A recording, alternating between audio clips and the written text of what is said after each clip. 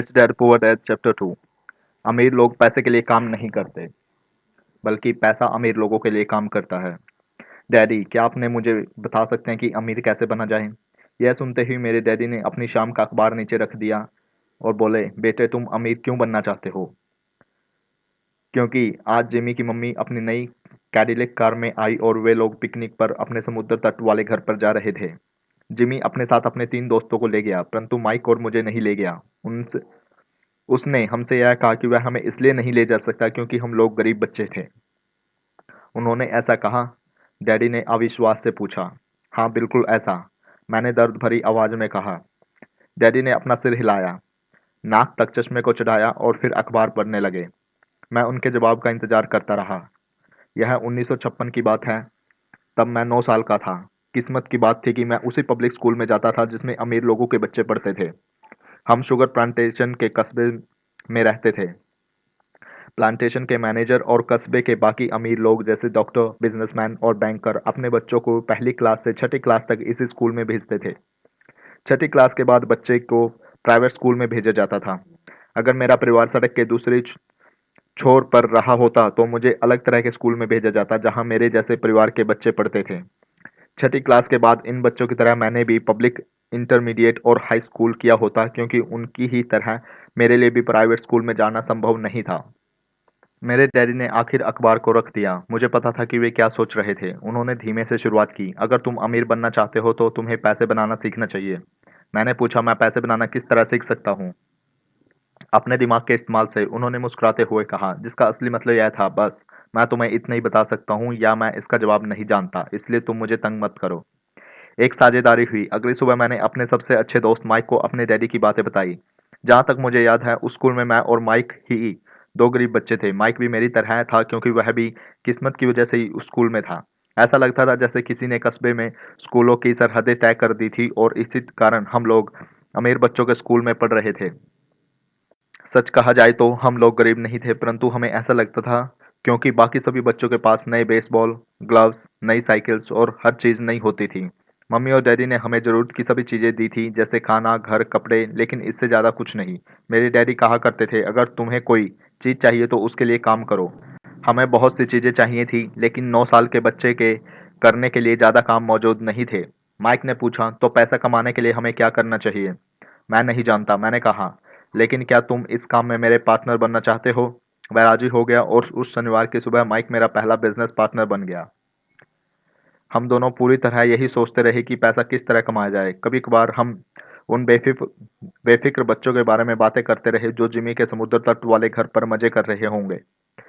इससे थोड़ी चोट पहुंचती थी, परंतु यह चोट अच्छी थी क्योंकि इसमें हमें यह सोचने के लिए प्रेरित किया कि पैसा कैसे कमाया जाए। आखिरकार उस दोपहर को हमने दिमाग में बिजली चौंध की। यह एक ऐसा विचार था जो माइक ने किसी विज्ञान की किताब में पढ़ा था। रोमांचित होकर हमने अपने हाथ मिलाए और पार्टनरशिप के पास अब एक बिजनेस था। अगले कुछ हफ्ते तक मैं और माइक आसपास के इलाकों में दौड़ भाग करते रहे। हम दरवाजे पर दस्तक देते रहे और पड़ोसी से कहते थे कि वे अपने इस्तेमाल किए हुए टूथपेस्ट ट्यूब हमारे लिए रख लें। हैरत से हमें देखते हुए ज़्यादातर लोगों ने मुस्कुराकर हमारी बात मान ली। कुछ ने हमसे पूछा कि हमें टूथपेस्ट क्यों चाहिए। इसके जवाब में हमें कहा, हम आपको यह नहीं बता सकते, यह एक बिजनेस सीक्रेट है। सप्ताह गुजरते हुए और मेरी माँ बहुत दुखी हो गई। अपने कच्चे माल को इकट्ठा करने के लिए हमने जो जगह चुनी थी वह उनकी वॉशिंग मशीन के ठीक पास थी, एक भूरे कार्डबोर्ड के डिब्बे में जिसमें कभी केचप की बोतलें रखी रहती थी। हमारे इस्तेमाल किए हुए टूथपेस्ट की ट्यूबों की संख्या बढ़ने लगी। आखिर एक दिन माँ के सब्र का बांध टूटा। पड़ोसियों के मुड़े तुड़े और इस्तेमाल किए हुए टूथपेस्ट ट्यूब्स को देखते देखते वे उब गई थी। उन्होंने पूछा, तुम लोग क्या कर रहे हो? और मैं यह नहीं सुनना चाहती कि यह एक बिजनेस सीक्रेट है। इस कचरे को साफ कर दो या मैं इसे उठाकर बाहर फेंक देती हूँ। माइक और मैंने उनके पास हाथ पैर जोड़े और उन्हें यह बताया कि जल्दी ही हमारा कच्चा माल पर्याप्त जमा हो जाएगा और फिर हम उत्पादन शुरू कर देंगे। हमने उन्हें बताया कि हम कुछ पड़ोसियों का इंतजार कर रहे हैं ताकि वे अपने टूथपेस्ट के ट्यूब्स खत्म कर लें। माँ ने हमें एक हफ्ते की मोहलत दी और उत्पादन शुरू होने की तारीख करीब आ गई थी। दबाव बढ़ चुका था। हमारे वेयरहाउस के मालिक यानी मेरी माँ ने हमारी पहली पार्टनरशिप कंपनी की जगह खाली करने का नोटिस थमा दिया था। अब माइक का काम यह था कि वह पड़ोसियों को अपने टूथपेस्ट जल्दी खत्म करने के लिए कहे और साथ भी यह जोड़ दे, दांत के डॉक्टरों का कहना था कि दिन में कई बार ब्रश करना चाहिए। मैं उत्पादन की प्रक्रिया को ठीक-ठाक करने में जुट गया। एक दिन मेरे डैडी अपने एक दोस्त के साथ कार में बैठकर पोर्च में आए और उन्होंने आश्चर्य का ठिकाना नहीं रहा जब उन्होंने वहां 9 साल के 2 बच्चों को उत्पादन की प्रक्रिया में पूरी गति से जुटे देखा। हर जगह बारीक सफेद पाउडर बिखरा हुआ था। एक लंबी मेज पर स्कूल से लाए गए दूध के छोटे कार्टन थे और हमारे परिवार की हिबाची ग्रिल लाल दहकते कोयले के साथ अधिकतम गर्मी पर जल रही थी। डैडी सावधानी से चलकर हमारे करीब आए। चूंकि हमारे उत्पादन की प्रक्रिया ने पोर्च पर कब्जा कर लिया था, इसलिए उन्हें कार बाहर ही खड़ी करनी पड़ी।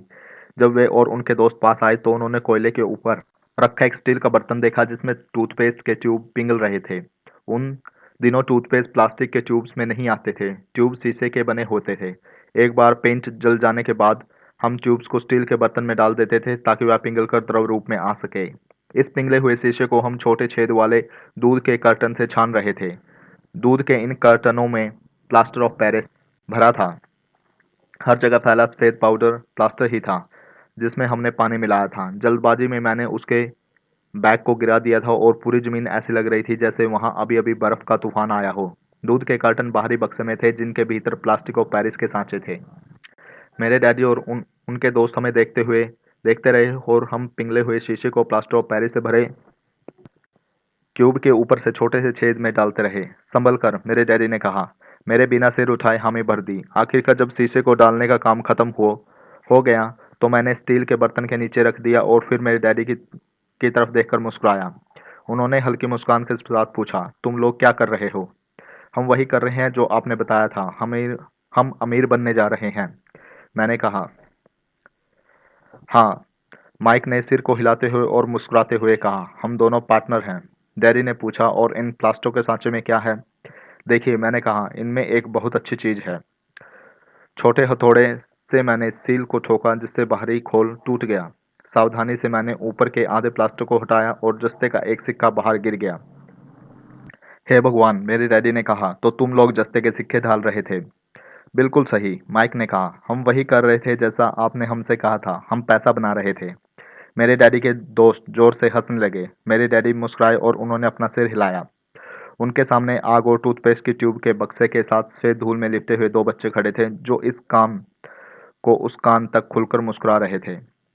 उन्होंने हमसे कहा कि हम सब कुछ छोड़कर उनके साथ चलें और घर के सामने वाली सीढ़ी पर बैठे। मुस्कुराते हुए उन्होंने कहा, हमें जालसाजी शब्द का मतलब समझाया। हमारे सपने धराशायी हो गए थे। तो आपका मतलब है कि यह गैर कानूनी है? माइक ने कांपती आवाज में पूछा। छोड़ो भी, डैडी के दोस्त ने कहा। हो सकता है कि बच्चे अपनी जन्मजात प्रतिभा को विकसित कर रहे हों। मेरे डैडी उन्हें घूरते रहे। हाँ, यह गैर कानूनी है, डैडी ने नरमी से कहा। परंतु तुम लोगों ने यह साबित कर दिया कि तुम में बहुत ज्यादा रचनात्मकता और मौलिक विचार हैं। इसी तरह आगे बढ़ते रहो, मुझे तुम पर गर्व है। निराश होकर माइक और मैं तकरीबन 20 मिनट तक चुपचाप अपना सिर पकड़कर बैठे रहे। इसके बाद हमने सारा अटाला साफ करना शुरू कर दिया। पहले ही दिन हमारा बिजनेस चौपट हो गया था। पाउडर साफ करते हुए मैंने ठीक माइक की ओर देखा और कहा, मुझे लगता है कि जिमी और उसके दोस्त ठीक कहते हैं, हम सचमुच गरीब हैं।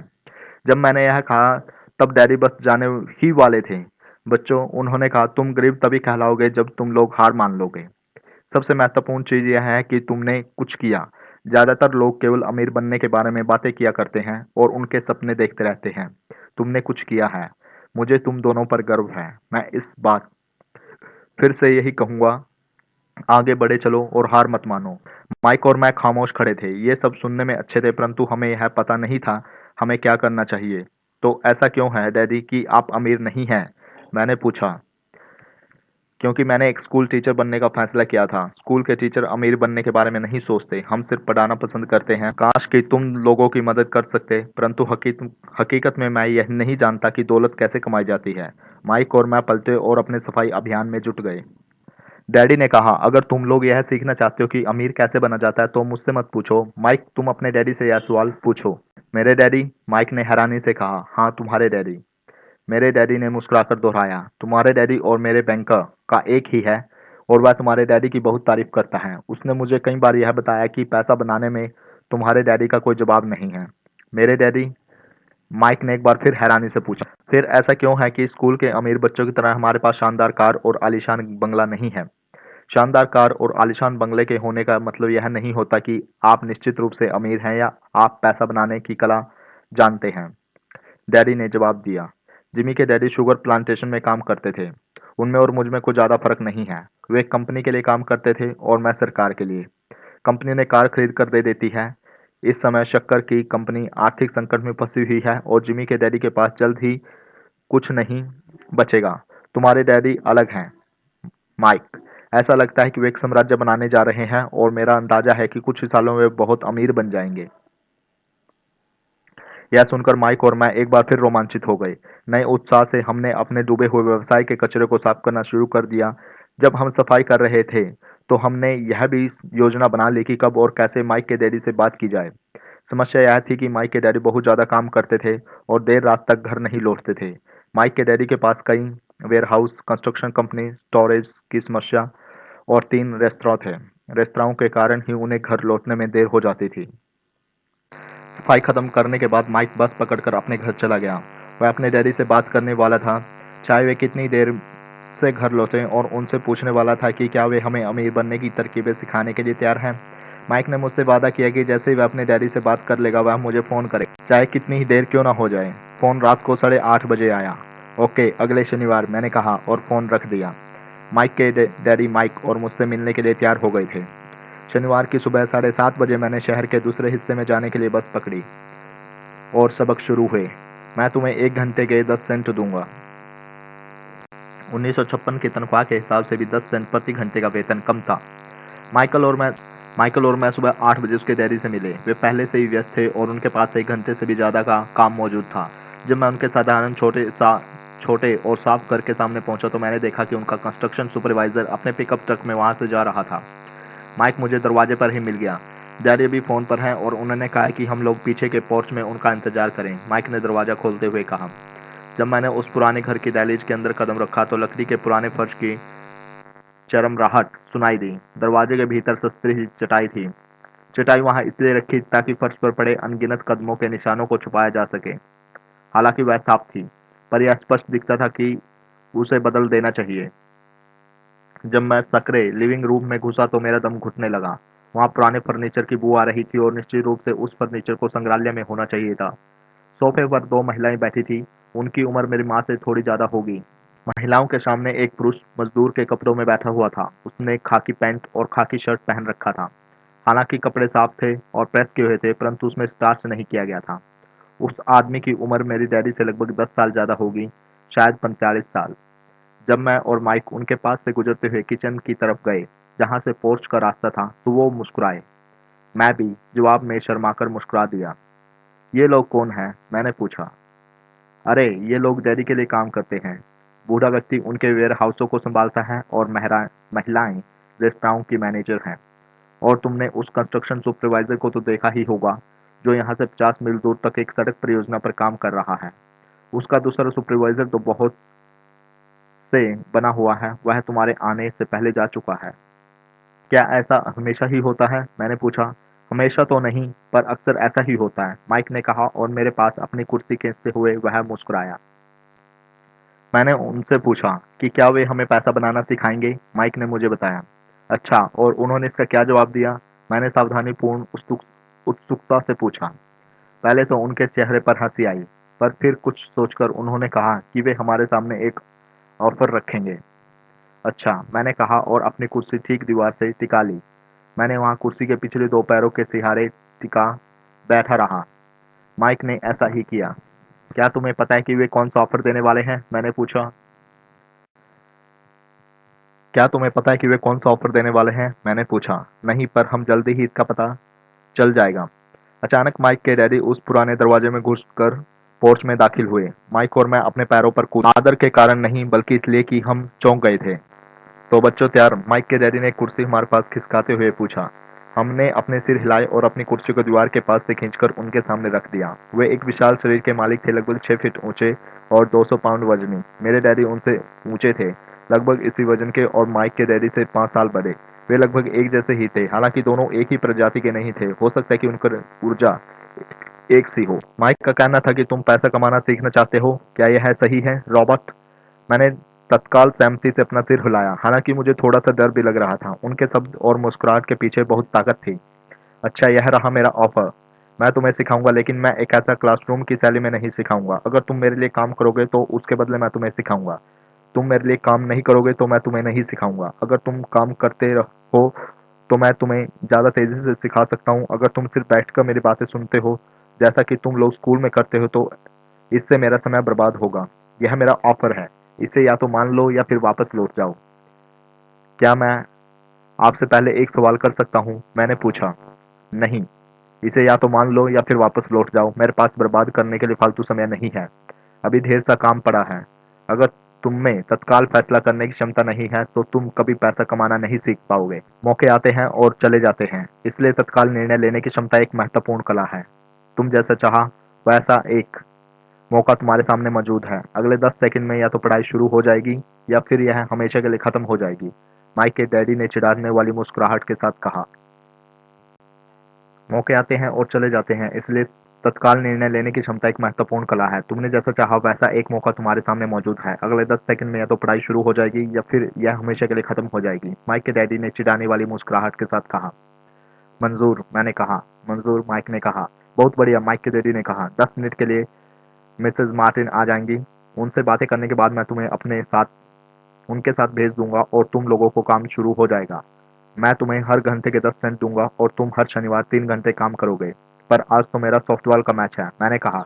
माइक के डैडी ने अपनी आवाज को धीमा परंतु कड़क करते हुए कहा। यह तो मान लो या फिर वापस लौट जाओ। मान लिया, मैंने जवाब दिया। सॉफ्टबॉल खेलने के बजाय काम करने और सीखने का विकल्प चुनने में ही समझदारी थी। 30 सेंट बाद शनिवार की खुशनुमा सुबह 9 बजे माइक और मैं मिसेस मार्टिन के साथ काम कर रहे थे।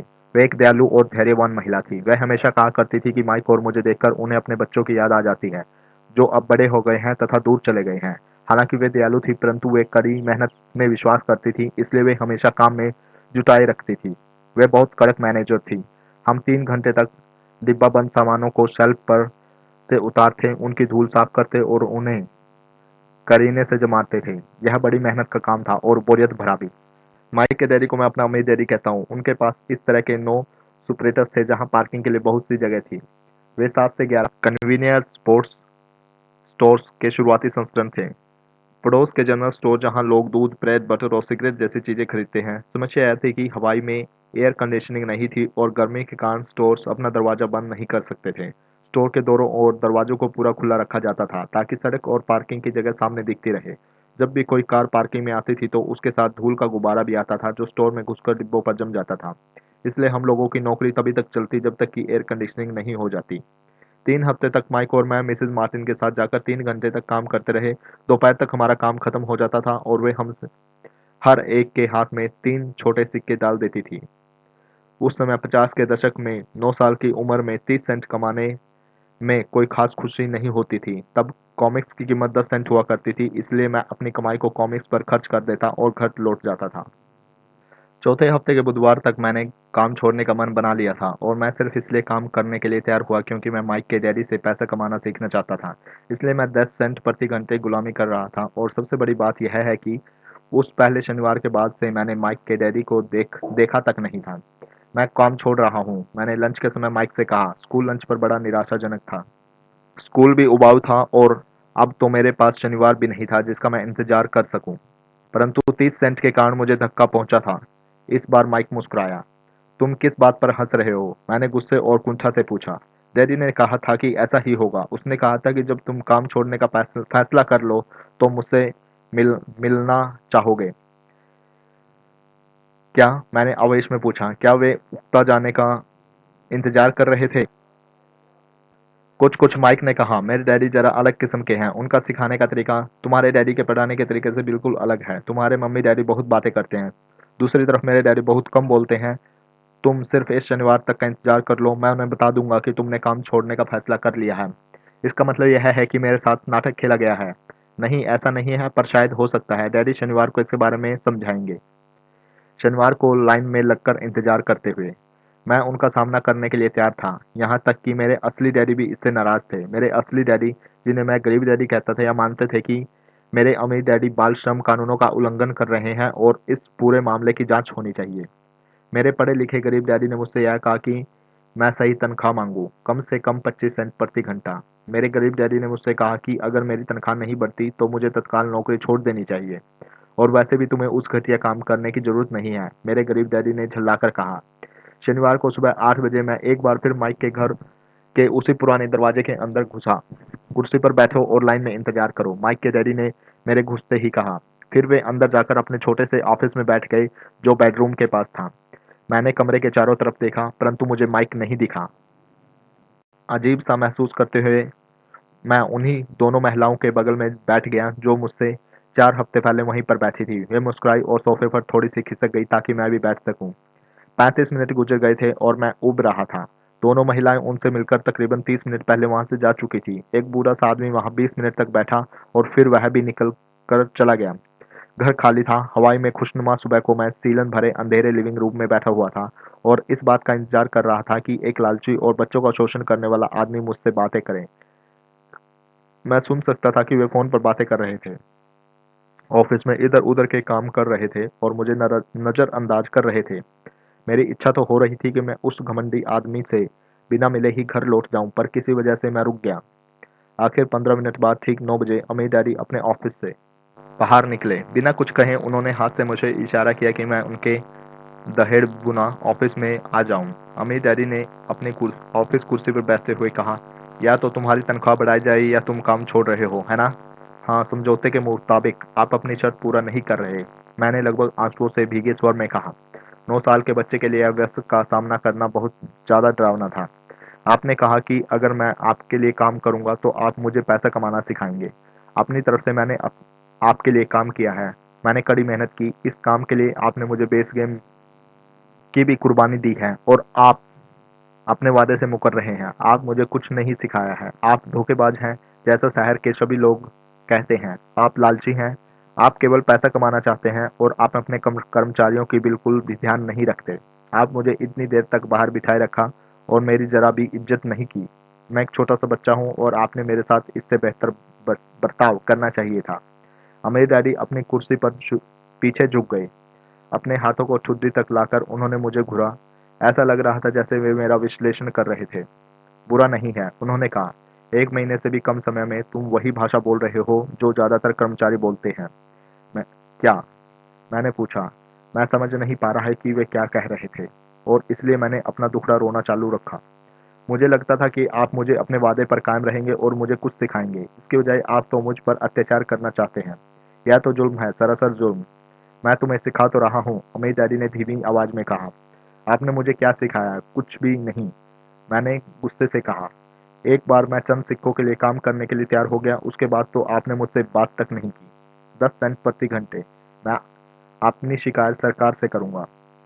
हमारे देश में बाल श्रम कानून है। आप तो जानते ही हैं कि मेरे डैडी सरकार के लिए काम करते हैं। शाबाश, अमीर डैडी ने कहा। अब तुम ज्यादातर लोगों की भाषा बोल रहे हो जो कभी मेरे लिए काम करते थे। वे लोग जिन्हें या तो मैंने नौकरी से निकाल दिया या जिन्हें खुद मेरी नौकरी छोड़ दी है। तो इस बारे में आपको क्या कहना है? मैंने पूछा, और मुझे यह लग रहा है कि कम उम्र वाले के बावजूद मैं बहादुरी से बातें कर रहा था। आपने मुझसे झूठ बोला। मैंने आपके लिए काम किया है और आपने अपना वादा पूरा नहीं किया। आपने मुझे कुछ भी नहीं सिखाया। कौन कहता है कि मैंने तुम्हें कुछ नहीं सिखाया? मेरे अमीर डैडी ने शांति से कहा।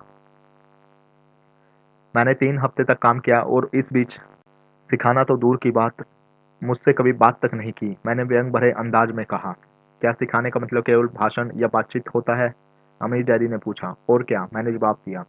इस तरह से वे तुम्हें स्कूल में सिखाते हैं, उन्हें मुस्कुराकर कहा। परंतु जिंदगी तुम्हें इस तरह नहीं सिखाती और मेरा यह मानना है कि जिंदगी सबसे बढ़िया टीचर होती है।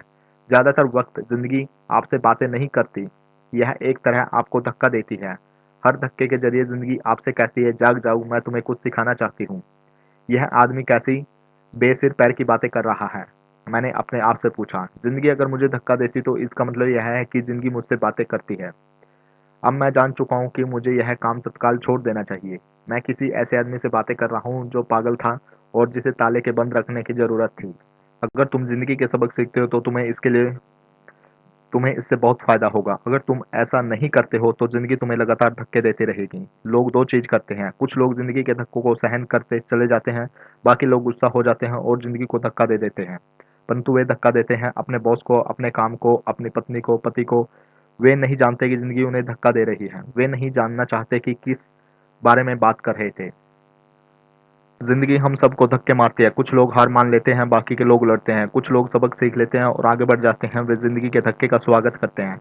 इन गिने चुने लोगों के लिए इसका यह मतलब होता है कि उन्हें कुछ नया सीखना चाहिए। वे सीखते हैं और आगे बढ़ जाते हैं। ज्यादातर लोग छोड़ देते हैं और कुछ लोग तुम्हारी तरह लड़ते भी हैं। अमीर डैडी खड़े हो गए और उन्होंने टूटी फूटी खिड़की को बंद कर दिया। अगर तुम यह सबक सीख लेते हो तो तुम एक समझदार, अमीर और सुखी युवक बन सकते हो। अगर तुम यह नहीं सीखते हो तो तुम्हारी जिंदगी भर अपनी समस्याओं के लिए अपनी नौकरी, कम तनख्वाह और अपने बॉस बॉस को कोसते रहोगे। तुम हमेशा ऐसे बड़े मौकों की उम्मीद करते रहोगे जो आए और तुम्हारी आर्थिक समस्याओं को सुलझा दें। अमीर डैडी ने मेरी तरफ देखा कि क्या मैं अब भी उनकी बातें सुन रहा हूँ। उनकी आंखें मेरी आंखों से मिली। हम एक दूसरे की तरफ देखते रहे और हमारी आंखों के बीच सप्रेशन की धाराएं बहने लगी। आखिर जब मैं उनके संदेश का मतलब समझ गया तो मैंने अपनी नजरें झुका ली। मैं जान गया था कि वे सही थे। मैं उन्हें दोषी ठहरा रहा था, जबकि सीखने की जिद मेरी ही थी। मैं फालतू ही लड़ रहा था। अमीर दीदी ने आगे कहा, अगर आप इस तरह के आदमी हो जिसमें हिम्मत नहीं है तो आप जिंदगी भर हर थपेड़े के सामने हार मान लेते हो। अगर आप इस किस्म के आदमी हो तो आप जिंदगी भर सुरक्षित खेल खेलते रहेंगे, सही चीजें करते रहेंगे और किसी के ऐसे वक्त का इंतजार करते रहेंगे जो आने वाला नहीं है, और फिर आप एक बोरिंग बुड्ढे की तरह मर जाएंगे। आपके बहुत से दोस्त होंगे जो आपकी सिर्फ इसलिए तारीफ करेंगे क्योंकि आप एक मेहनती और भले आदमी थे। आपने अपनी जिंदगी सुरक्षित खेल खेलने और सही चीजें करने से गुजार दी। परंतु सच बात यह है कि आपने जिंदगी के थपेड़ों के सामने घुटने टेक दिए। आप खतरा मोल लेने की कल्पना तक से डरते थे। हकीकत में तो आप जीतना चाहते थे, परंतु आपके लिए हारने का डर जीतने के रोमांच से ज्यादा ताकतवर साबित हुआ। अंदर से आप और केवल आप जान पाएंगे कि आपने कभी जीतने की कोशिश नहीं की। आपने सुरक्षित खेल खेलने का विकल्प चुना। हमारी नजरें एक बार फिर मिली। 10 सेकंड तक हमने एक दूसरे की तरफ देखते रहे और एक बार फिर मैंने अपनी नजरें हटाई। तब मैं उनकी बातों का मतलब समझ गया। आप मुझे धक्का दे रहे थे? मैंने पूछा।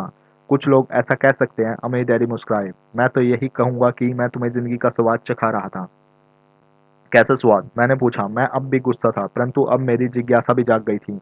जब मैं सीखने के लिए तैयार भी था। तुम दोनों ऐसे पहले लोग हो जिन्होंने मुझे पैसा बनाने की कला सीखने का आग्रह किया। मेरे पास 150 से भी ज्यादा कर्मचारी हैं, पर उनमें से एक ने भी मुझसे पैसा कमाने की कला के बारे में कभी नहीं पूछा। वे मुझसे नौकरी मांगते थे, तनख्वाह मांगते थे, परंतु पैसा बनाने की कला नहीं सीखना चाहते। तो ज्यादातर लोग इसी तरह अपनी जिंदगी के सबसे बेहतरीन साल पैसों के लिए काम करने में बर्बाद कर देंगे और आखिर तक यह कभी समझ नहीं पाएंगे कि दरअसल वे किसके लिए काम कर रहे हैं। मैं पूरा ध्यान लगाकर उनकी बात सुनता रहा।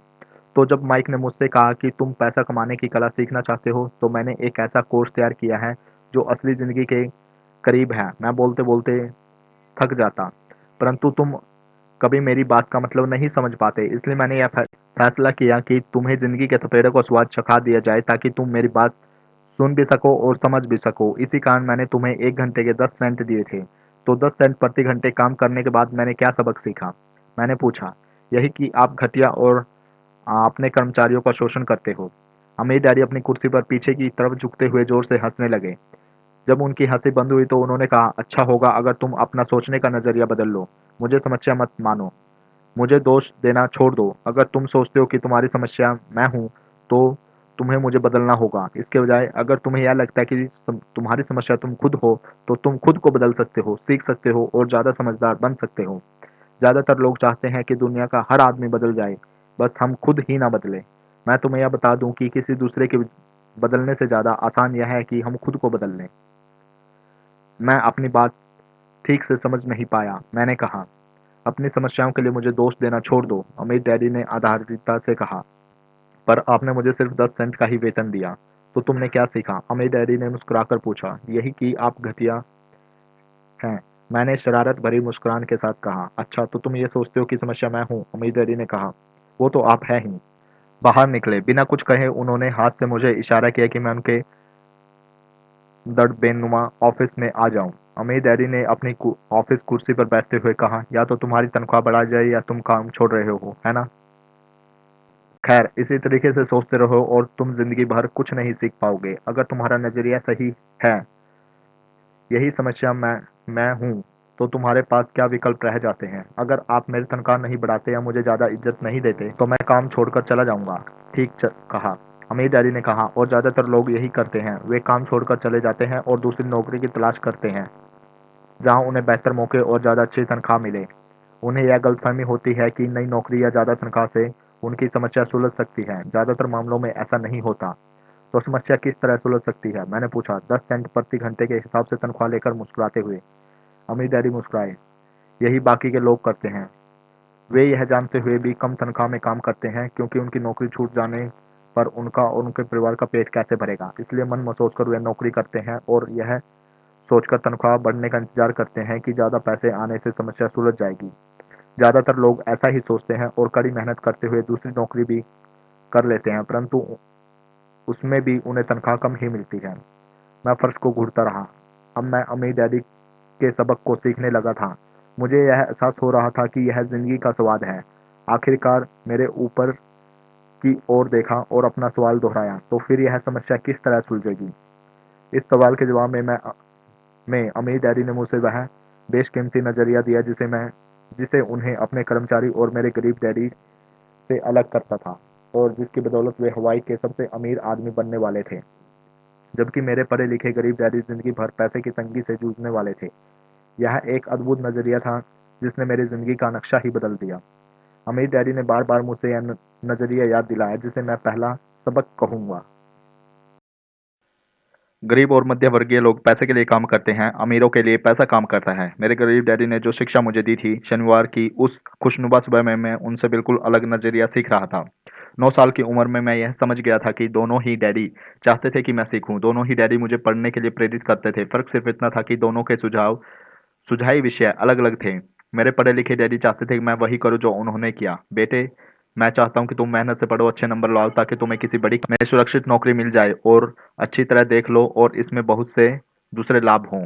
मेरे अमीर डैडी चाहते थे कि मैं यह सीखूं कि पैसा कैसे काम करता है, ताकि मैं इसे अपने लिए काम करवा सकूं। यह सबक मुझे जीवन भर उनके मार्गदर्शन में सीखना था, ना कि किसी क्लासरूम में। मेरे अमीर डैडी ने मेरा पहला सबक जारी रखा। मैं खुश हूं कि तुम 10 सेंट प्रति घंटे के हिसाब से काम करने पर गुस्सा हो गए। अगर तुम गुस्सा नहीं होते और तुम ऐसा खुशी खुशी करते रहते तो तुमसे साफ कह देता कि तुम्हें नहीं सिखा सकता। यह जान लो कि सच्ची शिक्षा में ऊर्जा, प्रबल भावना और जबरदस्त इच्छा की जरूरत होती है। गुस्सा उस फार्मूले का एक बहुत बड़ा हिस्सा है, क्योंकि उस प्रबल भावना में गुस्सा और प्रेम का समन्वय होता है। जब पैसे की बात आती है तो ज्यादातर लोग सुरक्षित रास्ता खोजते हैं, इसलिए प्रबल भावना उन्हें राह नहीं दिखा पाती। उन्हें राह दिखाता है उनका डर। तो क्या इसलिए वे कम तनख्वाह पर काम करने वाले राजी हो जाते हैं? मैंने पूछा। हाँ, अमीर डैडी ने कहा। कुछ लोग कहते हैं कि मैं उन लोगों का शोषण करता हूँ क्योंकि उन्हें उतनी तनख्वाह नहीं देता जितनी उन्हें शुगर प्लांटेशन या सरकार की तरफ से मिलती है। मैं यही कहना चाहता हूँ कि लोग खुद अपना शोषण करते हैं, डरते वे हैं, मैं नहीं। पर क्या आपको नहीं लगता कि आपको उन्हें ज्यादा तनख्वाह देनी चाहिए? मैंने पूछा। मुझे ज्यादा देने की जरूरत ही नहीं है और इसके अलावा ज्यादा पैसे मिलने से उनकी समस्याएं नहीं सुलझेंगी। अपने डैडी को ही देख लो, वे बहुत सा पैसा कमाते हैं और फिर भी वे अपने बिलों का भुगतान नहीं कर पाते। दुनिया में ऐसे बहुत से लोग हैं जिन्हें अगर ज्यादा पैसा मिल जाए तो वे ज्यादा कर्ज में डूब जाएंगे। तो इसी कारण आपने मुझे 10 सेंट प्रति घंटे की तनख्वाह दी? मैंने मुस्कुराते हुए कहा। यह सबक का हिस्सा था। बिल्कुल सही, अमित डैडी ने मुस्कुराकर कहा। देखो, तुम्हारे डैडी स्कूल गए और उन्होंने बहुत बढ़िया शिक्षा इसलिए हासिल की ताकि उन्हें अच्छी तनख्वाह वाली नौकरी मिल सके, जो उन्हें मिल गई, परंतु उसके पास आज भी पैसे की तंगी है। ऐसा इसलिए है क्योंकि उन्हें स्कूल के पैसों के बारे में कुछ भी नहीं सीखा और सबसे बड़ी बात यह है कि वे पैसे के लिए काम करने में भरोसा करते हैं। और आप नहीं करते? मैंने पूछा। नहीं, सच पूछा जाए तो नहीं, अमीर डैडी ने कहा। अगर तुम पैसे के लिए काम करना सीखना चाहते हो तो स्कूल में ही रहो। यह सीखने के लिए उससे बढ़िया जगह कोई नहीं है। परंतु अगर तुम यह सीखना चाहते हो कि पैसा तुम्हारे लिए किस तरह काम करे, तो यह मैं तुम्हें सिखा सकता हूँ, परंतु तभी जब तुम यह सीखना चाहो। क्या हर कोई यह नहीं सीखना चाहता? मैंने पूछा। नहीं, अमीर डैडी ने कहा। सिर्फ इसलिए क्योंकि पैसे के लिए काम करना ज्यादा आसान है, खासकर जब पैसे के लिए बारे में आपकी मूल भावना डर हो। मैं समझ नहीं पाया। मैंने त्योरियां चढ़ाकर कहा। उनकी चिंता फिलहाल मत करो। अभी इतना ही समझ लो कि डर के कारण ही ज्यादातर लोग अपनी नौकरी कर रहे हैं। अपने बिलों का भुगतान न कर पाने का डर, नौकरी से निकाल दिया जाए इस बात का डर, पर्याप्त पैसा न होने का डर, एक बार फिर से शुरू करने का डर, या किसी व्यवसाय को सीखने और पैसे के लिए काम करने की कीमत है। ज़्यादातर लोग पैसे के गुलाम बन जाते हैं और फिर वे अपने बॉस पर अपनी भड़ास निकालते हैं। तो आपकी नज़र में पैसे के लिए काम करना एक बिल्कुल अलग विषय है? मैंने पूछा। बिल्कुल, अमीर डैडी ने जवाब दिया, बिल्कुल। शनिवार की उस खुशनुमा सुबह हवाई में हम लोग चुपचाप बैठे रहे। मेरे दोस्त उस समय लिटिल लीग बेसबॉल गेम शुरू कर रहे होंगे, पर किसी वजह से मैं खुश था कि मैंने 10 सेंट प्रति घंटे के हिसाब से काम करने का फैसला किया था। मुझे लगा कि कुछ ऐसा सीखने जा रहा हूँ जो मेरे दोस्त स्कूल में कभी नहीं सीख पाएंगे। सीखने को तैयार? अमीर डैडी ने पूछा। बिल्कुल, मैंने दांत निकाल कर कहा। मैंने अपना वादा निभाया। मैंने तुम्हें दूर बैठे बैठे भी सिखाया है। अमीर डैडी ने कहा। 9 साल की उम्र में तुम्हें इस बात का पता चल चुका है कि पैसे के लिए काम करना कैसा होता है। अपने पिछले महीने को 50 सालों से गुना कर दो, तुम्हें इस बात का अंदाजा हो जाएगा कि ज्यादातर लोगों की जिंदगी किस तरह गुजरती है। मैं समझ नहीं पाया, मैंने कहा। जब तुम मुझसे मिलने के लिए लाइन में इंतजार कर रहे थे तो तुम्हें कैसा लग रहा था? एक बार नौकरी के लिए, दूसरी बार तनख्वाह बढ़वाने के लिए। भयानक, मैंने कहा। अगर तुम पैसे के लिए काम करने का विकल्प चुनते हो तो ज्यादातर लोगों के लिए जिंदगी का मतलब यही होता है। अमीर डैडी ने कहा। और तुम्हें तब कैसा लगा था जब मिसेस मार्टिन ने तुम्हारे हाथ में 3 घंटे के काम के लिए 3 सिक्के थमाए थे?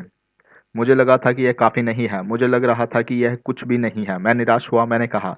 और यही ज्यादातर कर्मचारियों को लगता है जब वे अपनी तनख्वाह के चेक को देखते हैं, खासकर तब जब उन्हें टैक्स और बाकी कटौतियां कर ली जाती हैं। कम से कम तुम्हें तो पूरी तनख्वाह मिलती थी, उन्हें तो पूरी तनख्वाह भी नहीं मिलती। आपका मतलब है कि ज्यादातर कर्मचारियों को पूरी तनख्वाह नहीं मिलती? मैं हैरान था। नहीं, अमीर डैडी ने कहा, सरकार हमेशा अपना हिस्सा पहले ही ले लेती है। सरकार ऐसा कैसे करती है? मैंने पूछा। टैक्स, अमीर डैडी ने कहा। जब आप कमाते हैं तो आप पर टैक्स लगता है, जब आप खर्च करते हैं तो आप पर टैक्स लगता है, जब आप बचाते हैं तो आप पर टैक्स लगता है, जब आप मर जाते हैं तो भी आप पर टैक्स लगता है। लोग सरकार को ऐसा क्यों करने देते हैं? अमीर लोग ऐसा नहीं करने देते, अमीर डैडी ने मुस्कुराकर कहा, परंतु गरीब और मध्य वर्गीय लोग ऐसा करने देते हैं। मैं दावा करता हूँ कि मैं तुम्हारे डैडी से ज्यादा कमाता हूँ, परंतु वे ज्यादा टैक्स चुकाते हैं।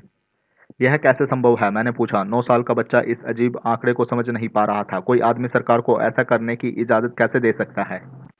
अमीर डैडी चुपचाप बैठे रहे। मैं समझ गया कि वे चाहते हैं कि मैं सुनूं, ना कि उनसे फालतू के सवाल करूं। आखिर मैं शांत हो गया। जो मैंने सुना था वह मुझे अच्छा नहीं लगा। मैं जानता था कि मेरे डैडी हमेशा टैक्स का रोना रोते रहते हैं, परंतु दरअसल इस बारे में वे कुछ नहीं कर पाते थे। क्या जिंदगी उन्हें धक्का दे रही थी? अमीर डैडी मेरी तरफ देखते हुए अपनी कुर्सी में धीमे धीमे और खामोशी से हिलने लगे। सीखने के लिए तैयार? उन्होंने पूछा। मैंने अपना सिर धीमे से हिलाया। जैसे मैंने कहा, सीखने के लिए बहुत कुछ है। पैसे से अपने लिए काम कैसे करवाया जाए, यह जिंदगी भर चलने वाली पढ़ाई है। ज्यादातर लोग 4 साल के लिए कॉलेज जाते हैं और उनकी पढ़ाई पूरी हो जाती है।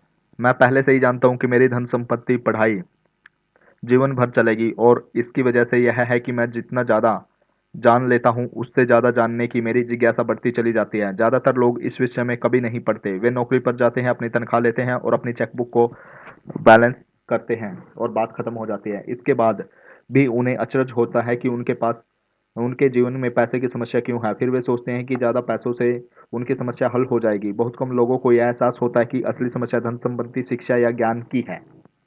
तो मेरे डैडी को टैक्स की समस्या इसलिए है क्योंकि उनमें पैसे की समझ नहीं है? मैंने विचलित होकर पूछा।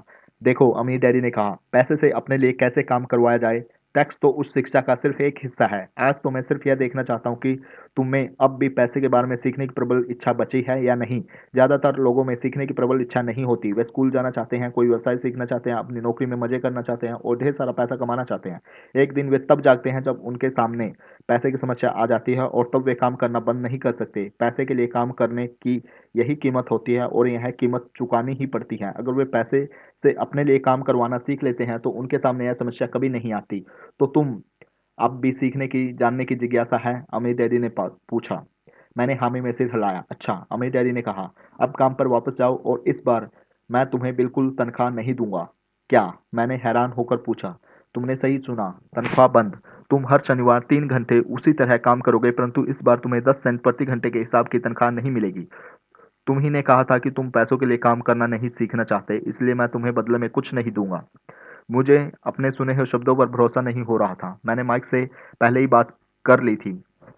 वह पहले ही काम कर रहा है, मुफ्त में डिब्बों की सफाई कर रहा है और उन्हें क्रेने में जमा कर रहा है। अब तुम भी जल्दी से जाकर काम में जुट जाओ। यह ठीक नहीं है, मैं चिल्लाया। आपने कुछ न कुछ तनख्वाह तो देनी चाहिए। तुमने कहा है कि तुम सीखना चाहते हो। अगर तुम इस बात को अभी नहीं सीख पाओगे तो तुम भी उन्हीं दो महिलाओं और बूढ़े आदमी की तरह बन जाओगे जो मेरे लिविंग रूम में बैठे थे। ये लोग पैसे के लिए काम करते हैं और डरते हैं कि मैं उन्हें नौकरी से ना निकाल दूं। या तुम अपने डैडी की तरह बन जाओगे जो पैसे बहुत कमाते हैं परंतु गले तक कर्ज में डूबे रहते हैं। शायद उन्हें यह उम्मीद नहीं रहती कि ज़्यादा पैसे से उनकी समस्या सुलझ जाएगी। अगर तुम यही चाहते हो तो मैं तुम्हें एक बार फिर 10 सेंट के अपने पुराने वादे पर लौटने को तैयार हूँ। या तुम वह कर सकते हो जो ज्यादातर लोग करते हैं, इस बारे में शिकायत करो कि तनख्वाह बहुत कम है और तुम यह नौकरी छोड़कर दूसरी नौकरी की तलाश शुरू कर दो। मेरी समझ में नहीं आ रहा था मैं क्या करूं, मैंने पूछा। अमीर डैडी ने अपने सिर पर उंगली रखी। इसका इस्तेमाल करो, उन्होंने कहा। अगर तुम सही इस्तेमाल करोगे तो तुम मुझे जल्द ही इस बात के लिए धन्यवाद दोगे कि मैंने तुम्हें मौका दिया और एक दिन तुम बहुत अमीर आदमी बन जाओगे। मैं वहां यह सोचते हुए खड़ा था कि मुझे कितना घटिया विकल्प दिया जा रहा है। मैं यहाँ अपनी तनख्वाह बढ़वाने आया था और अब मुझे मुफ्त में काम करने के लिए कहा जा रहा है। अमीर डैडी ने एक बार फिर अपनी उंगली को सिर पर रखा और कहा, इसका इस्तेमाल करो। अब यहाँ से जाओ और अपने काम में जुट जाओ। सबक नंबर 1, अमीर लोग पैसे के लिए काम नहीं करते। मैंने अपने गरीब डैडी को यह नहीं बताया कि अब मैं मुफ्त में काम कर रहा हूँ। उन्हें यह समझ में नहीं आता। मैं उन्हें इसकी वजह ठीक से इसलिए नहीं समझा सकता क्योंकि मैं खुद भी इसके लिए ठीक से समझ नहीं पाया था। अगले 3 हफ्ते बाइक और मैं 3 घंटे तक हर शनिवार को काम करते रहे, मुफ्त में। काम बहुत परेशानी वाला नहीं था और वक्त गुजरने के साथ साथ यह ज़्यादा आसान होता जा रहा था। मुझे अफसोस था तो अपने छूटे हुए बेसबॉल गेम्स और कॉमिक्स का। अब मैं उनका मजा नहीं ले सकता था। 3 हफ्ते दोपहर में अमीर डैडी आए। हमने उनसे ट्रक के पार्किंग में आने की आवाज़ सुनी। वे स्टोर में घुसे और उन्होंने मिसेज मार्टिन को गले लगाकर अभिवादन किया। स्टोर में क्या चल रहा है यह जानने के बाद वे आइसक्रीम फ्रीजर के पास गए, उसमें से 2 आइसक्रीम निकाली, उनका दाम चुकाया और उसके बाद मेरी और माइक की तरफ इशारा करके कहा, चलो घूमने चलते हैं। हम सड़क के पार गए, कुछ कारों को चकमा दिया और एक बड़े घास के मैदान में टहलने लगे जहां कुछ व्यस्त सॉफ्टबॉल खेल रहे थे। दूर की पिकनिक टेबल पर बैठकर उन्हें माइक और मुझे आइसक्रीम दी। कैसा चल रहा है? बढ़िया, माइक ने कहा। मैंने सहमति में सिर हिलाया।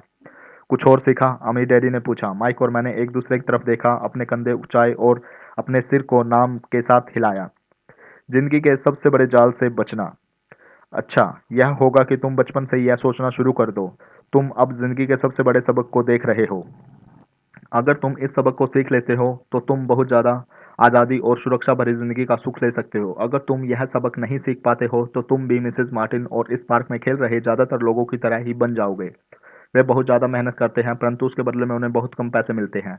वे नौकरी की सुरक्षा के मोह में फंसे रहते हैं। हर साल मिलने वाली 3 हफ्ते की छुट्टियां और 45 साल तक अपने काम करते रहने के बाद मिलने वाली थोड़ी सी पेंशन का सपना देखते रहते हैं। अगर इस तरह की जिंदगी जीने में तुम्हें सुख मिलता है तो मैं तुम्हारी तनख्वाह बढ़ाकर 25 सेंट प्रति घंटा कर सकता हूँ। परंतु ये लोग अच्छे अच्छे लोग हैं और मेहनती भी हैं, फिर आप उनका मजाक क्यों उड़ा रहे हो? मैंने पूछा। अमीर डैडी के चेहरे पर मुस्कान आ गई। मिसेज मार्टिन मेरे लिए माँ जैसी हैं। मैं इतना कठोर नहीं हो सकता कि उनका मजाक उड़ाऊं। यह कठोर लगता जरूर है क्योंकि मैं तुम दोनों के सामने स्थिति स्पष्ट करना चाहता हूँ और वह भी आसान शब्दों में। मैं तुम्हारे नजरिए को बड़ा करना चाहता हूँ ताकि तुम कुछ आगे भी देख सको, दूर तक देख सको। ज्यादातर लोगों को आगे देखने का फायदा कई बार सिर्फ इसलिए नहीं मिल पाता क्योंकि उनके देखने का दायरा बहुत छोटा हो जाता है। ज्यादातर लोग इस जाल में फंसे रहते हैं कि वे उसे देख ही नहीं पाते। माइक और मैं वहां पर सोचते हुए बैठे रहे क्योंकि हम उनकी बातों का मतलब पूरी तरह से नहीं समझ सके थे। उनकी बातें सुनने में कठोर और कड़वी लग रही थी परंतु हम यह भी जानते थे कि वे हमें कुछ सिखाने की काफी कोशिश कर रहे थे। मुस्कुराहट के साथ हमें डैडी ने कहा, क्या 25 सेंट प्रति घंटे का ऑफर अच्छा नहीं लगा? क्या इससे दिल की धड़कन तेज नहीं हुई? मैंने अपना सर ना में हिलाया, जबकि असल में ऐसा ही हुआ। 1 घंटे के काम के बदले 25 सेंट मेरे हिसाब से बहुत बढ़िया सौदा था। अच्छा, मैं तुम्हें 1 घंटे का $1 दूंगा, अमीर डैडी ने शरारत भरी मुस्कान के साथ कहा। अब मेरा दिल तूफान मेल की तरह दौड़ रहा था। मेरा दिमाग चीख चीख कर कह रहा था, इसकी बात मान लो। मुझे अपने कानों पर भरोसा नहीं हो रहा था परंतु फिर भी मैं चुप रहा। अच्छा, $2 प्रति घंटे। मुझे ऐसा लगा जैसे मेरे छोटे से 9 साल पुराने दिमाग में किसी ने बम फोड़ दिया हो। 1956 में $2 प्रति घंटे की कमाई मुझे दुनिया के सबसे अमीर बच्चा बना देती। मैं इतना सारा पैसा कमाने की कल्पना भी नहीं कर सकता। मैं हाँ करना चाहता था। मैं सौदा पक्का करना चाहता था। मुझे नई साइकिल दिख रही थी, नए बेसबॉल के ग्लव्स दिख रहे थे। मेरे पास कड़क नोट देखकर मेरे दोस्त की जलन और तारीफ भी मुझे साफ दिख रही थी।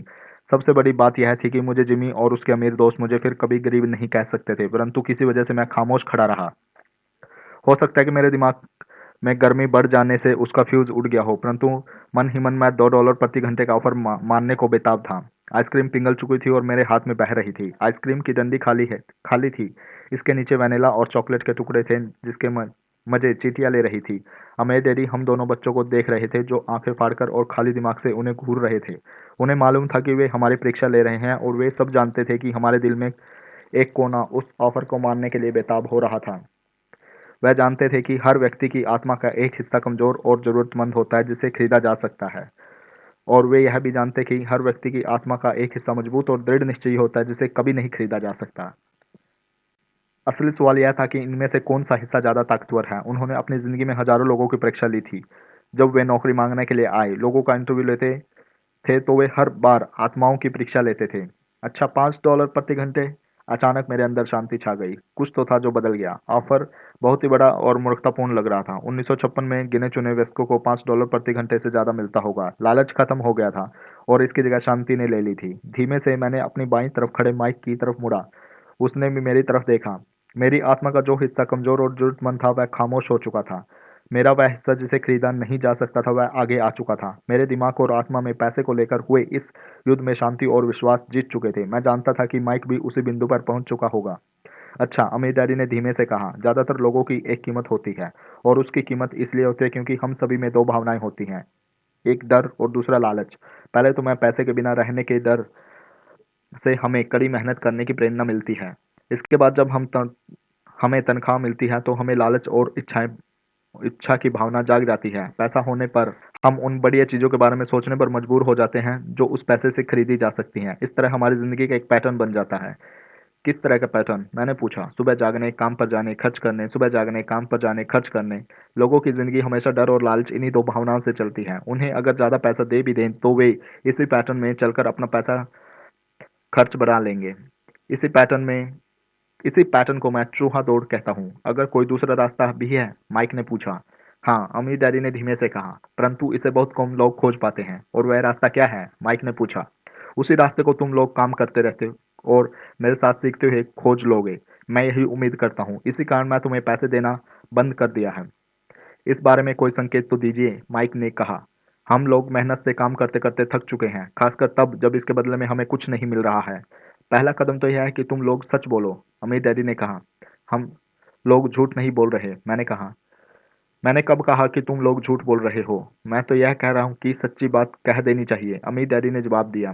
किस बारे में? मैंने पूछा। इस बारे में कि तुम लोगों को कैसा लग रहा है, अमीर डैडी ने कहा।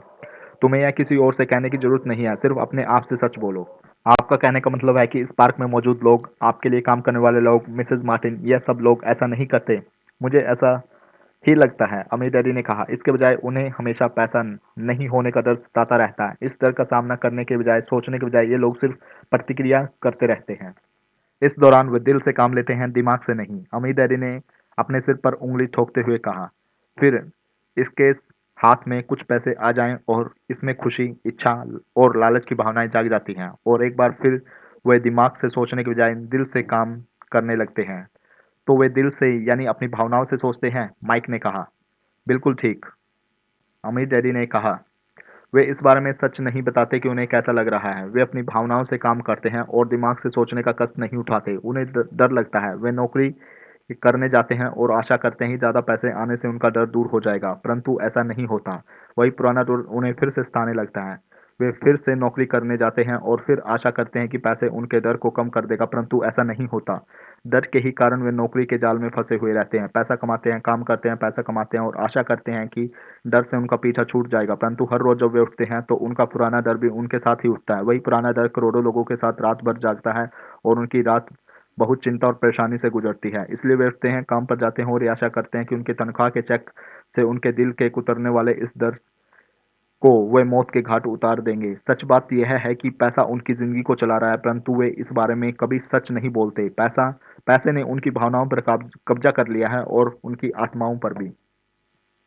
यह कहकर आमिर डैडी खामोश हो गए ताकि उनके शब्दों में छुपे संदेश हमारे अंदर चला जाए। माइक और मैंने उनकी बातें सुनी थी, परंतु हम उनका मतलब पूरी तरह नहीं समझ पाए थे। मुझे अक्सर यह हैरानी होती थी कि लोगों को ऑफिस जाने की इतनी जल्दी क्यों होती है।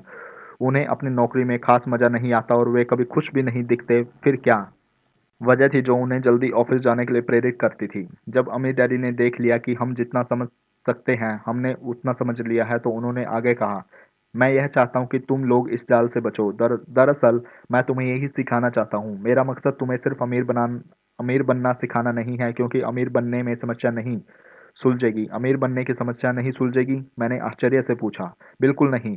मुझे दूसरी भावनाओं, इच्छा के बारे में अपनी बात पूरी करने दो। कुछ लोग इसे लालच कहते हैं, परंतु मैं इसे इच्छा कहना ज़्यादा पसंद करता हूँ। यह बुरा नहीं है कि हम किसी बेहतर, ज़्यादा सुंदर, ज़्यादा सुखद और रोमांचक चीज़ की इच्छा रखें। लोग इच्छा की वजह से भी पैसे के लिए काम करते हैं। उन्हें सुख के लिए भी पैसे की ज़रूरत होती है, क्योंकि वे मानते हैं कि पैसे से सुख खरीदा जा सकता है। परंतु पैसा जो खुशी देता है वह अक्सर पल भर की होती है। उन्हें ज़्यादा खुशी, ज़्यादा आनंद, ज़्यादा आराम, ज़्यादा सुरक्षा हासिल करने के लिए और ज़्यादा पैसे की ज़रूरत होती है। इसलिए वे काम करते रहते हैं और यह सोचते रहते हैं कि पैसा डर और लालच से परेशान उनकी आत्माओं को शांत कर देगा। परंतु पैसा यह काम नहीं कर सकता। अमीर होने के बाद भी नहीं? माइक ने पूछा। हाँ, अमीर होने के बाद भी नहीं, अमीर डैडी ने कहा। दरअसल बहुत से अमीर लोग इच्छा के कारण नहीं, बल्कि डर के कारण अमीर होते हैं। वे सचमुच सोचते हैं कि दौलत हो तो पैसे ना होने का डर, गरीब होने का डर खत्म हो जाता है। इसलिए वे ढेर सारी दौलत जमा कर लेते हैं और तब जाकर उन्हें पता चलता है कि उनका डर और बढ़ गया है। अब उन्हें इसके खोने की चिंता सताने लगती है। मैं ऐसे दोस्त को जानता हूँ जो बहुत सा पैसा होने के बावजूद भी काम में जुटे रहता है। मैं ऐसे लोगों को भी जानता हूँ जिनके पास आज करोड़ों की दौलत है, परंतु वे आज उनसे भी ज्यादा चिंतित और परेशान हैं जितने वे अपने गरीबी के दिनों में थे। उन्हें इस बात का डर है कि वे अपनी सारी दौलत खो देंगे। अमीर बनने के पहले जो डर उन्हें सता रहा था, वे अमीर बनने के बाद और भी बढ़ गया है। दरअसल उनकी आत्मा का कमजोर और जरूरतमंद हिस्सा अब और तेजी से चीख रहा है। वे अपनी आलीशान बंगलों, शानदार कारों और ऐशोआराम की जिंदगी को नहीं खोना चाहते जो पैसे से खरीदी गई है। वे इसी चिंता में घुलते रहते हैं कि अगर वे कंगाल हो गए तो उनके दोस्त क्या कहेंगे। इसी चिंता की वजह से कई लोग तो न्यूरोटिक और कुंठित हो चुके हैं। हालांकि वे अमीर दिखते हैं और उनके पास पहले से ज्यादा पैसे हैं। तो क्या गरीब आदमी ज्यादा सुखी होता है? मैंने पूछा। नहीं, मेरे हिसाब से तो ऐसा नहीं होता, अमीर डैडी ने जवाब दिया। पैसों से दूर रहना भी उतना ही बड़ा पागलपन है जितना कि उनके पीछे भागना। उसी समय कस्बे का एक पागल हमारी मेज के पास से गुजरा और कूड़ेदान के पास रुककर उसमें कुछ ढूंढने लगा, जैसे उसे किसी ने समझाकर भेजा हो।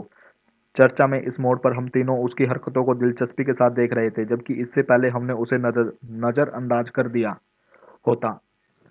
अमीर डैडी ने अपने पर्स में से $1 निकाला और उस पागल बुड्ढे के पास आने का इशारा किया। पैसा देखते ही वह तत्काल चला आया। उसने पैसे के लिए और अमीर डैडी की ओर ढेर सी दुआएं दी और अपनी अच्छी किस्मत पर खुश होकर वह जल्दी ही चला गया। इसमें और मेरे ज्यादातर कर्मचारियों में बहुत अंतर नहीं है, अमीर डैडी ने कहा। मैं ऐसा बहुत से लोगों से मिला हूं जो कहते हैं, अरे मुझे पैसों में रुचि नहीं है, फिर भी वे हर रोज 8 घंटे की नौकरी पर जाते हैं। यह तो सच्चाई को नकारना है।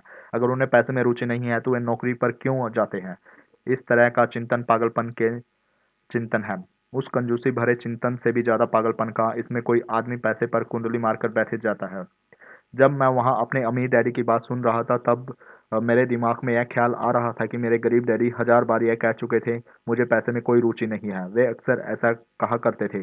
वे खुद ही अपनी भावनाओं को छुपाने के लिए हमेशा यह कहा करते थे, मैं इसलिए काम करता हूँ क्योंकि मुझे अपना काम बहुत पसंद है। तो हमें क्या करना चाहिए? मैंने पूछा। यह कि हमें पैसे के लिए काम नहीं करें जब तक कि हमारे मन में डर और लालच की भावनाएं पूरी तरह से ना निकल जाएं। नहीं, इसमें तो बहुत समय बर्बाद हो जाएगा, अमीर डैडी ने कहा। भावनाओं के कारण ही हम इंसान हैं, इन्हीं के कारण हमारी हस्ती है। भावनाएं शब्द का मतलब है चलायमान ऊर्जा। अपनी भावनाओं के बारे में ईमानदार रहो और अपने दिमाग और भावनाओं का इस्तेमाल अपने समर्थन में करो, ना कि उनके विरोध में। ओह, माइक ने कहा, अगर तुम्हें मेरी बात समझ में नहीं आई हो तो इस बारे में चिंता मत करो। आगे आने वाले सालों में तुम्हें इसका मतलब समझ में आ जाएगा। अपनी भावनाओं पर प्रतिक्रिया करने की बजाय उनका विश्लेषण करने की कोशिश करो। ज्यादातर लोग यह नहीं जानते कि वे अपने दिमाग से सोचने की बजाय अपने दिल की भावनाओं से सोचते हैं। उनकी भावनाएं तो उनकी रहेंगी, परंतु उनके आपको अपने दिमाग से सोचना ही आना चाहिए। परंतु आपको अपने दिमाग से सोचना भी आना चाहिए, क्योंकि दिमाग को सोचने के लिए ही बनाया गया है।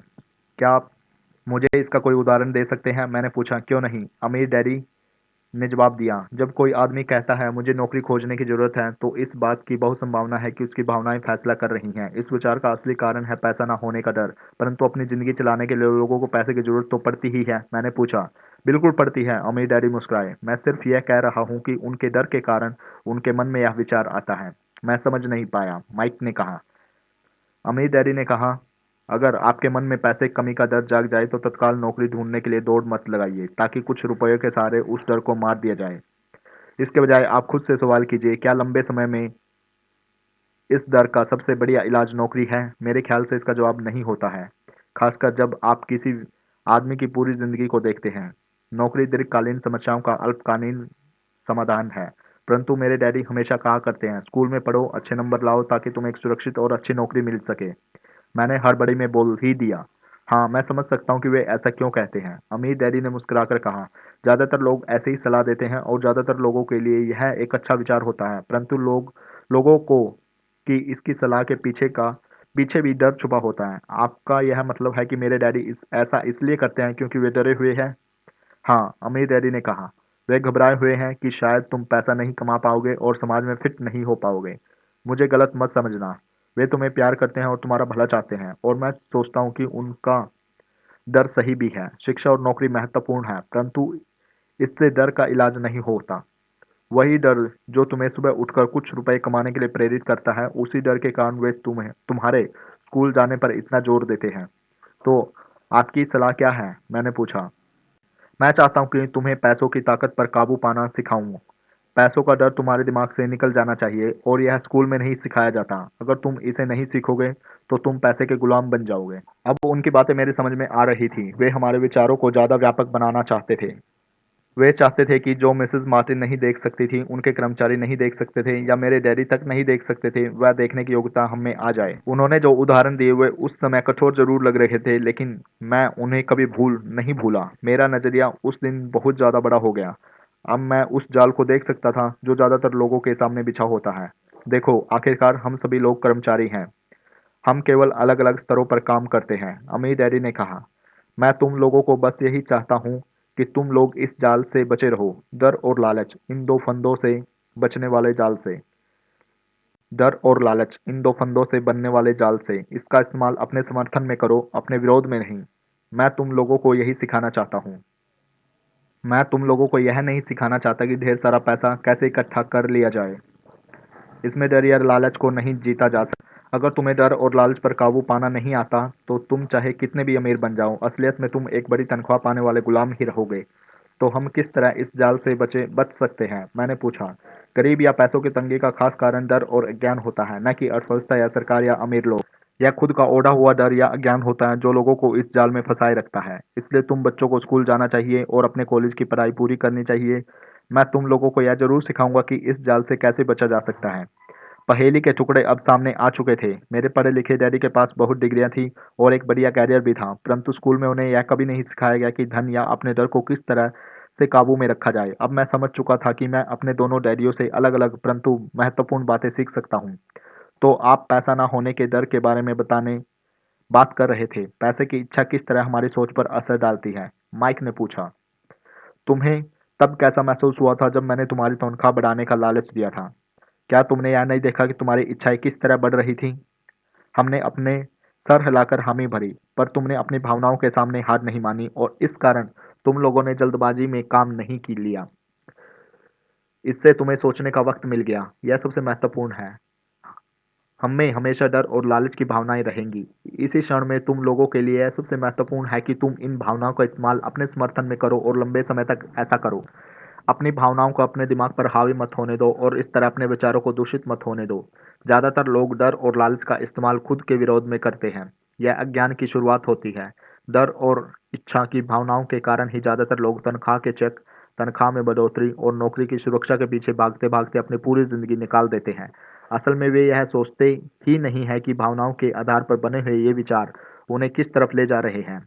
यह तो वही बात हो गई कि जिसमें गाड़ी खींचने वाले गधे के सामने उसका मालिक गाजर लटकाए रखता है जो उसकी नाक के ठीक सामने होती है। गधे का मालिक जहां जाना चाहता है वहां जाता है, परंतु गधा तो लालच के कारण भाग रहा है। कल गधे के लिए दूसरी गाजर आ जाएगी और गधा उसका पीछा करने लगेगा। आपका कहने का मतलब यह है कि जिस समय मैंने नए बेसबॉल ग्लव्स, कैंडी और खिलौनों के सपने देखना शुरू किया, उस समय मेरी हालत उस गधे की तरह हो गई थी जो गाजर के पीछे भागता है? माइक ने पूछा। हाँ, और उम्र के साथ साथ तुम्हारे खिलौने भी ज्यादा महंगे होते जाएंगे। अपने दोस्तों पर रोब झाड़ने के लिए एक नई कार, एक नाव, एक आलीशान घर, अमीर डैडी ने मुस्कुराकर कहा। डर आपको दरवाजे से बाहर धक्का देता है। इच्छाएं आपको अंदर बुलाती हैं, आपको चट्टानों की तरफ ललचाती हैं। यही जाल है। तो इसकी काट क्या है? माइक ने पूछा। डर और इच्छा अज्ञान की वजह से बढ़ते हैं। इसलिए अमीर लोगों के पास जितना ज़्यादा पैसा होता है, उसका डर भी उतना ही ज़्यादा बड़ा होता है। धन ही गाजर है, भ्रम है। अगर गधा पूरी तस्वीर देख सकता तो शायद वह गाजर का पीछा करने के अपने फैसले पर दोबारा सोचता।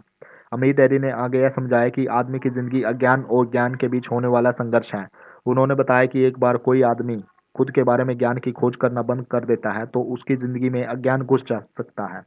यह संघर्ष हर पल होता है, इसलिए हमें यह फैसला करना चाहिए, यह सीखना है कि अपने दिमाग को खुला रखा जाए या इसे बंद कर लिया जाए।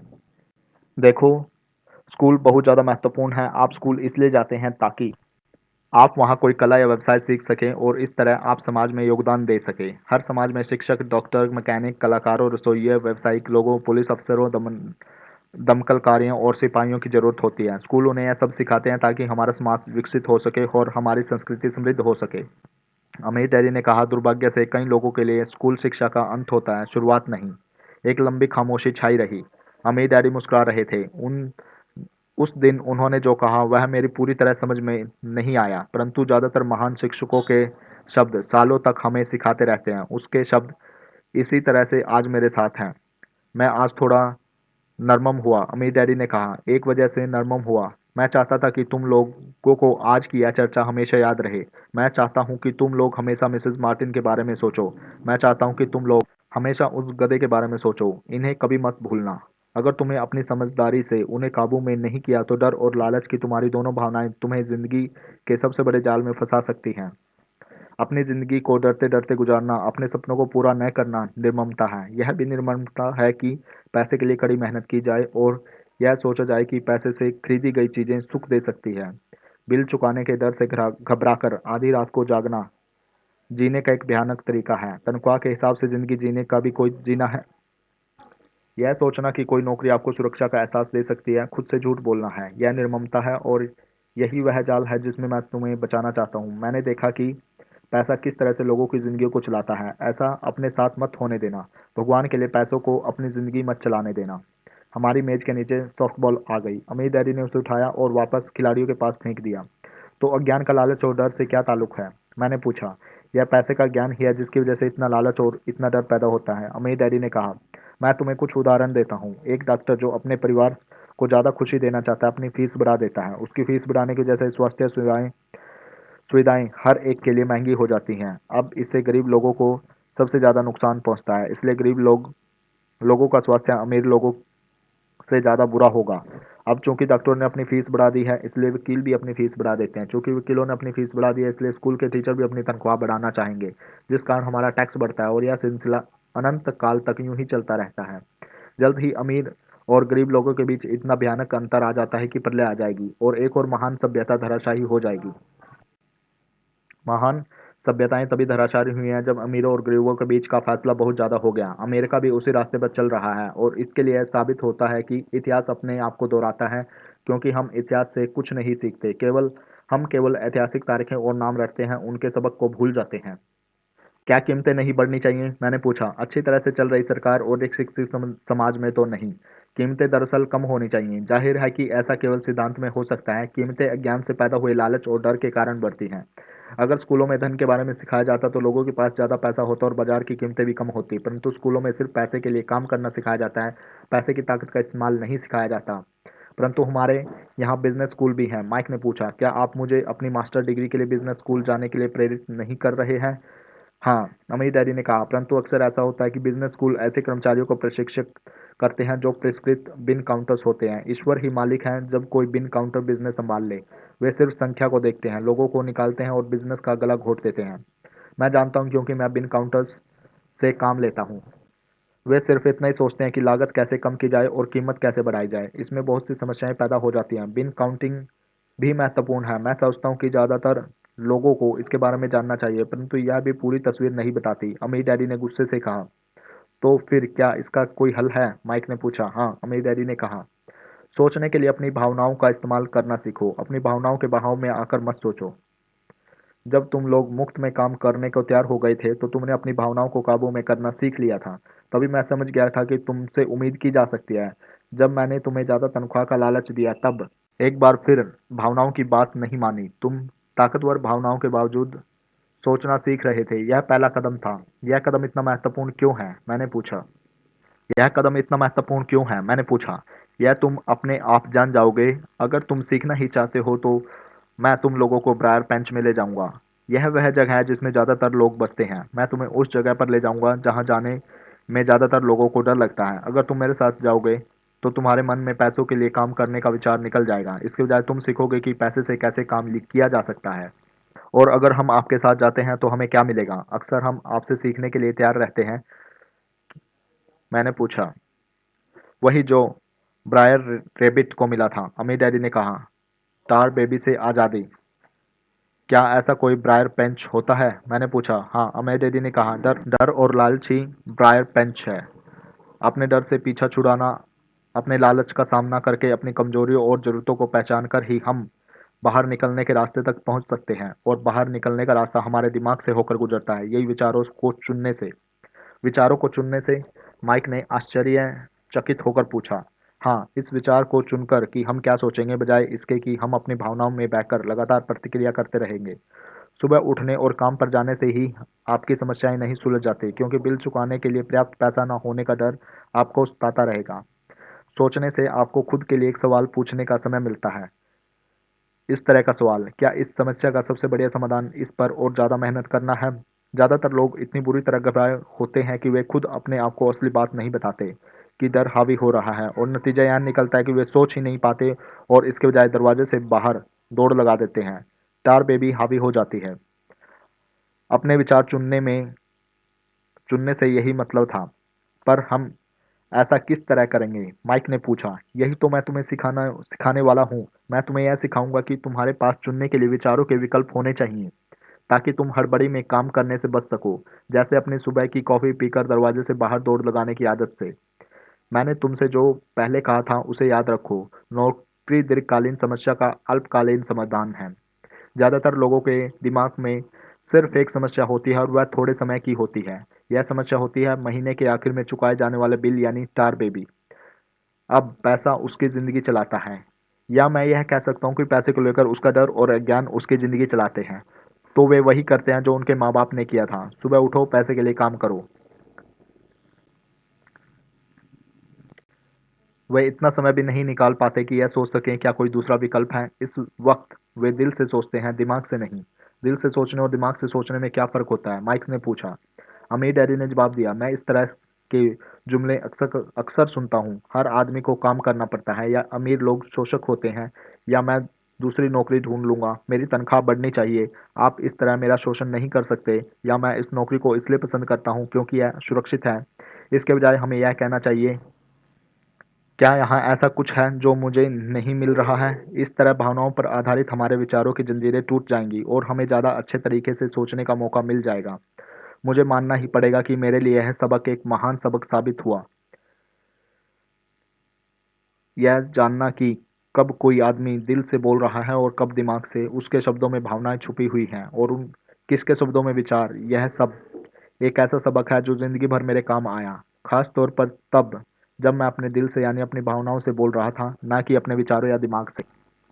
जब हम स्टोर की तरफ वापस मुड़े तो अमीर डैडी ने यह कहा कि अमीर लोग हकीकत में पैसा बनाते हैं, वे इसके लिए काम नहीं करते। उन्होंने यह भी बताया कि 5 सेंट के शीशे के सिक्के ढालते समय जब माइक और मैं यह सोच रहे थे कि हम पैसा बना रहे हैं, तो हमारे विचार उसी रास्ते पर चल रहे थे जिस पर अमीर लोग चलते हैं। दिक्कत सिर्फ इतनी थी कि हमारे लिए ऐसा करना गैर कानूनी था। सरकार और बैंकों के लिए ऐसा करना कानूनी था, परंतु हमारे लिए नहीं था। उन्होंने यह भी बताया कि पैसा कानूनी और गैर कानूनी दोनों ही तरीकों से कमाया जा सकता है। अमीर डैडी ने बाद में हमें यह समझाया कि अमीर लोग जानते हैं कि धन एक भ्रम है, जो हकीकत में गधे के सामने लटकी गाजर की तरह होता है। धन के भ्रम के कारण जो डर और लालच पैदा होता है, उसी वजह से ही अरबों खरबों लोग यह सोचते रहते हैं कि धन असली चीज है। धन दरअसल एक मायाजाल है। जनता के अज्ञान और भरोसे के भ्रम की वजह से ही ताश के पत्तों का यह महल खड़ा हो रहा है। सच कहा जाए तो गधे की गाजर धन से ज्यादा कीमती है। उन्होंने कहा। उन्हें अमेरिका के गोल्ड स्टैंडर्ड के बारे में भी बात की और यह बताया कि हर डॉलर का नोट असल में चांदी का प्रमाण पत्र है। उन्हें इस अफवाह से चिंता हो रही थी कि किसी दिन हम लोग गोल्ड स्टैंडर्ड को छोड़ देंगे और हमारे डॉलर चांदी के प्रमाण पत्र नहीं रहेंगे। जब ऐसा होगा बच्चों तो क़यामत आ जाएगी। गरीब और मध्य वर्गीय और नासमझ लोगों की जिंदगी सिर्फ इसलिए बर्बाद हो जाएगी क्योंकि वह यह भरोसा करते रहेंगे कि धन ही असली चीज है और वे जिस कंपनी के लिए काम करते हैं वह कंपनी या सरकार उनका ध्यान रखेगी। उनकी बातें उस दिन हमारी समझ में नहीं आ रही थी, परंतु सालों बाद जाकर मुझे एहसास हुआ कि यह बड़े पते की बात थी। वह देखना जो दूसरे नहीं देख पाते। जब वे अपने पिकअप ट्रक में चढ़े तो उन्होंने कहा, काम करते रहो बच्चों, पर जितना जल्दी तुम तनख्वाह की जरूरत को भूल जाओगे, तुम्हारी आगे की जिंदगी उतनी ही आसान हो जाएगी। अपने दिमाग का इस्तेमाल करो, मुफ्त में काम करो और जल्दी तुम्हारा दिमाग तुम्हें पैसे कमाने के लिए दूसरे तरीके बता देगा। उन तरीकों से तुम इस नौकरी से ज्यादा कमा लोगे। तुम ऐसी चीजें देख पाओगे जो दूसरे लोग कभी नहीं देख पाते। मौके उनकी नाक के नीचे होते हैं, फिर भी ज्यादातर लोग इन मौकों को कभी नहीं देख पाते। इसका कारण यह है कि वे पैसे और सुरक्षा ढूंढते रहते हैं, इसलिए उन्हें यह नहीं मिलते। जिस वक्त तुम एक मौका भांपने में कामयाब हो जाओगे, उसके बाद तुम जिंदगी भर मौके भांप सकते हो। जिस वक्त तुम ऐसा कर लोगे, मैं तुम लोगों को कुछ और ऐसे बातें सिखाऊंगा। इस बात को ध्यान से समझ लो, ताकि तुम जिंदगी के सबसे बड़े मायाजाल से बच सको। वह तार बेबी तुम्हें कभी छू नहीं पाएगी। माइक और मैंने स्टोर से अपनी चीजें उठाई और मिसेस मार्टिन से गुड बाय कहा। हम वापस पार्क गए, उसी पिकनिक बेंच पर बैठे वहां घंटों तक सोचते रहे और बातें करते रहे। हमने अगला हफ्ता स्कूल में इसी बारे में सोचते और बातें करते हुए बिताया। 2 सप्ताह तक हम लोग सोचते रहे, बातें करते रहे और मुफ्त में काम करते रहे। दूसरे शनिवार के आखिरी में मैं मिसेस मार्टिन से दोबारा गुड बाय कर रहा था और कॉमिक बुक स्टैंडर्ड को ललचाई नजर से देख रहा था। हर शनिवार 30 सेंट न मिलने से सबसे बड़ा दुखद बात यह थी कि मेरे पास कॉमिक्स खरीदने के लिए बिल्कुल भी पैसे नहीं होते। अचानक जब मिसेस मार्टिन मुझे और माइक को गुड बाय कर रही, तब मैंने उन्हें एक ऐसा काम करते देखा जो इसके पहले कभी नहीं देखा था। मेरा मतलब है, मैंने इसके पहले उन्हें ऐसा करते देखा तो था, पर उस पर ध्यान नहीं दिया था। मिसेस मार्टिन ने कॉमिक्स के पहले पेज को आधा काटा और उसे संभालकर अपने पास रख लिया। बाकी की पुस्तक को उन्होंने एक बड़े से भूरे कार्डबोर्ड के डिब्बे में डाल दिया। जब मैंने उनसे पूछा कि वे इन कॉमिक्स का क्या करती हैं, तो उन्होंने कहा कि मैं उन्हें फेंक देती हैं। जब वह नई कॉमिक्स लाता है तो उसे ऊपर के आधे कवर को क्रेडिट के लिए कॉमिक बुक डिस्ट्रीब्यूटर को दे देती हैं। वह 1 घंटे में आने ही वाला है। माइक और मैंने 1 घंटे तक इंतजार किया। जल्दी ही वह डिस्ट्रीब्यूटर आया। मैंने उनसे पूछा कि क्या वह हमें कॉमिक्स मिल सकती हैं। इस पर उसने जवाब दिया, आपको मिल सकती हैं अगर आप स्टोर में काम करते हैं और अगर आप यह वादा करें कि आप उन्हें दोबारा नहीं बेचेंगे। हमारी पार्टनरशिप एक बार फिर कायम हो गई थी। माइक की मम्मी ने बेसमेंट में हमें एक खाली कमरा दे दिया जो उन किसी काम का नहीं था। हमने उसकी सफाई करके उसमें सैकड़ों कॉमिक्स जमा कर ली। जल्दी ही हमारी कॉमिक्स लाइब्रेरी लोगों के लिए खोल दी गई। माइक की छोटी बहन को पढ़ने का बहुत शौक था, इसलिए हमने उसे अपनी लाइब्रेरियन बना दिया। लाइब्रेरी में आने और कॉमिक्स पढ़ने का के लिए वह हर बच्चे से 10 सेंट लेती थी। स्कूल खत्म होने के बाद हर दोपहर 2:30 से 4:30 बजे तक लाइब्रेरी खुलती थी। पड़ोस के बच्चे बहुत से बच्चे इसके ग्राहक बन गए थे और वे जितनी कॉमिक्स पढ़ना चाहते 2 घंटे में पढ़ सकते थे। यह उनके लिए बहुत बढ़िया सौदा था, क्योंकि एक कॉमिक्स की कीमत 10 सेंट होती थी और 2 घंटे में वो 5 या 6 कॉमिक्स पढ़ लेते थे। माइक की बहन लौटते समय बच्चों की तलाश लेती और यह देख लेती कि उनके कपड़ों में कॉमिक्स छुपाकर तो नहीं ले जा रहे हैं। वह इस बात का भी रिकॉर्ड रखती थी कि हर रोज कितने बच्चे आए, उनका नाम क्या था, उनके सुझाव क्या थे। माइक और मुझे 3 महीने में हर हफ्ते $9.5 का औसत लाभ हुआ। हमने उसकी बहन को हर हफ्ते $1 का भुगतान किया और उसे मुफ्त में कॉमिक्स पढ़ने का फायदा भी दिया। हालांकि वह कॉमिक्स कभी कभार ही पढ़ती थी, क्योंकि वह हमेशा अपनी पढ़ाई में लगी रहती थी। माइक और मैं समझौते के मुताबिक हर शनिवार स्टोर में काम करते रहे। साथ ही हम अलग अलग दुकानों में कॉमिक्स इकट्ठी करते रहे। हमने वादे के मुताबिक कॉमिक्स नहीं बेची। जब कोई कॉमिक्स फट जाती थी तो हम उसे जला देते थे। हमने इसकी एक शाखा खोलने की कोशिश की, लेकिन हमें माइक की बहन की तरह मेहनती और भरोसेमंद लाइब्रेरियन नहीं मिला। बहुत कम उम्र में ही हमने यह जान लिया था कि अच्छे स्टाफ को खोजना कितना मुश्किल होता है।